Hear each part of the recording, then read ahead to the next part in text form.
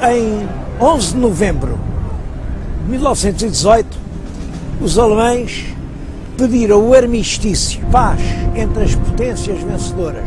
Mas a verdade é que o pós-guerra teve consequências muito graves na economia do nosso país. Houve uma inflação galopante que reduziu rapidamente a nada as economias da classe média. Um empobrecimento geral, as greves constantes, a ação dos revolucionários civis que usavam como armas bombas artesanais, aqueles que chamavam artilharia civil, a intervenção frequente dos militares nas chamadas revoluções, que eram revoltas geralmente sufocadas, instalaram nas classes médias que estavam em crise uma aspiração geral de ordem e de maior eficiência governativa. É esse clima geral que explica a eclosão de um movimento militar apoiado por vários partidos e dirigido contra o governo democrático. O movimento iniciou-se em Braga no dia 28 de maio de 1926, ficou conhecido por o 28 de maio, e teve como chefe operacional o general Gomes da Costa, que era um oficial com muito prestígio nos meios militares. As tropas de Braga encontraram a imediata adesão da maioria dos quartéis e, sem nenhuma oposição, entraram em Lisboa. O general Gomes da Costa assumiu a presidência da República, mandou encerrar o Parlamento e iniciou-se assim uma ditadura militar que iria durar até 1933. Gomes da Costa pouco tempo esteve à frente da República e a ditadura militar debateu-se com todos os fatores de crise económica herdados do passado e também com uma cerrada oposição por parte de todos os partidos cuja atividade tinha sido proibida.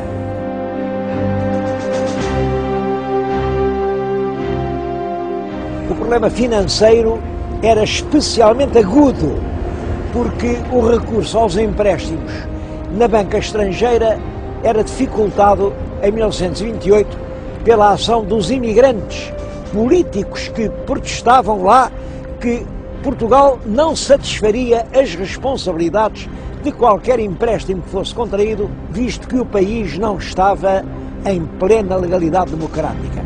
Essa oposição à ditadura culminou com a revolta militar de fevereiro de 1927. O 7 de fevereiro, que eclodiu aqui no Porto e que também depois teve repercussão em Lisboa e que provocou centenas de mortos. Todos os oficiais comprometidos nessa revolta foram exilados, uns para a Ilha da Madeira, outros para os Açores, Cabo Verde e Angola. Muitos políticos notáveis saíram então do país e passaram a combater a ditadura no exílio. Mas, entretanto, agravava-se fortemente a situação financeira. E foi a urgência desses problemas que levou os militares da ditadura a chamar para a pasta das finanças um professor da Universidade de Coimbra, o Dr. António de Oliveira Salazar, que era um vulto muito ligado aos meios católicos da universidade. O novo ministro restabeleceu rapidamente o equilíbrio orçamental com uma enérgica contenção das despesas públicas. Entretanto, a presidência da República tinha sido ocupada pelo general Carmona, que em 1932 confiou ao Ministro das Finanças, o Dr. Oliveira Salazar, a chefia do governo. Logo no ano seguinte foi elaborado o texto de uma nova Constituição Política. Essa Constituição, de caráter fortemente presidencialista, atribuía uma grande força política ao governo e limitava os poderes dos parlamentos. É ao regime titulado por essa Constituição de 1933 que se deu o nome de Estado Novo. Os presidentes da República foram sucedendo, o general Carmona, depois o general Craveiro Lopes, depois o almirante Américo Tomás, mas o chefe do governo, que segundo a Constituição devia depender inteiramente da escolha do presidente, era sempre o mesmo, Dr. Oliveira Salazar. O governo exercia uma autoridade que só reconhecia como limites, como dizia a Constituição, a moral e o direito, e por isso não permitia a ação dos partidos políticos. Existia uma polícia política que impedia toda a atividade partidária e que era especialmente severa na repressão das atividades do Partido Comunista. Foi também sempre mantido um regime de censura prévia à imprensa e de tutela estadual sobre todos os meios da informação. As chamadas liberdades democráticas, como o direito de reunião, o direito de expressão, não se inscreviam no quadro dos objetivos do Estado. Ordem acima de tudo. A partir de 1930, seguiu-se um programa de obras públicas e uma reorganização geral do serviço público, com a publicação de um novo Código Civil importante, novo Código Penal.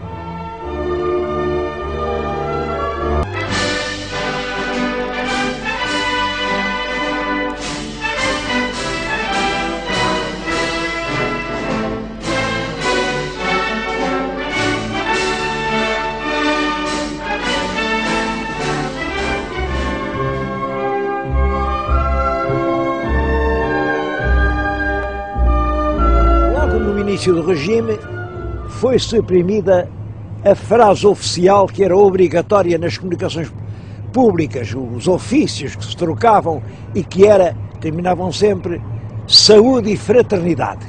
Bom, isso foi suprimido e em vez disso mandou-se escrever a bem da nação.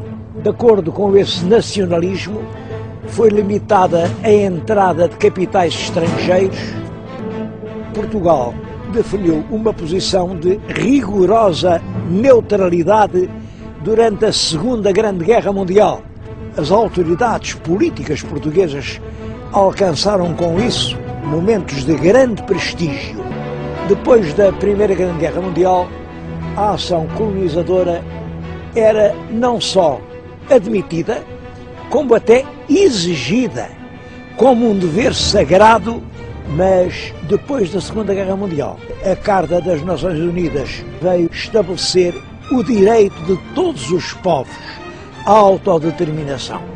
É claro, perante essas exigências, Portugal assumiu a atitude de dizer que não tinha colónias e que os seus territórios do ultramar eram partes integrantes do conjunto nacional.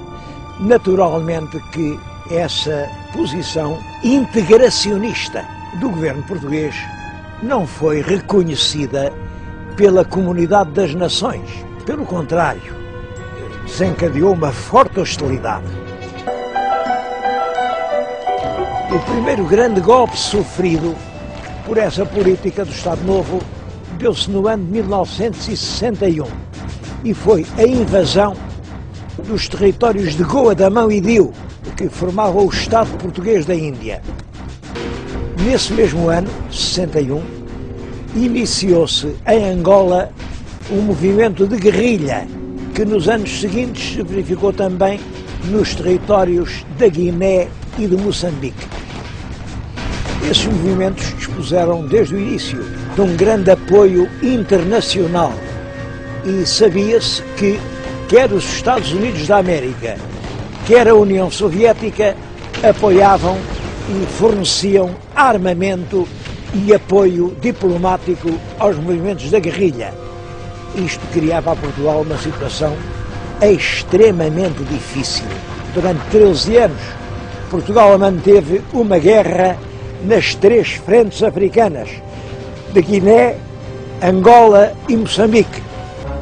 Os planos quinquenais de fomento continuaram a ser executados com regularidade e os números indicadores do desenvolvimento económico português, sobretudo no setor industrial, mantinham-se muito elevados, quando, no ano de 1969, o Presidente do Conselho de Ministros foi inutilizado por doença.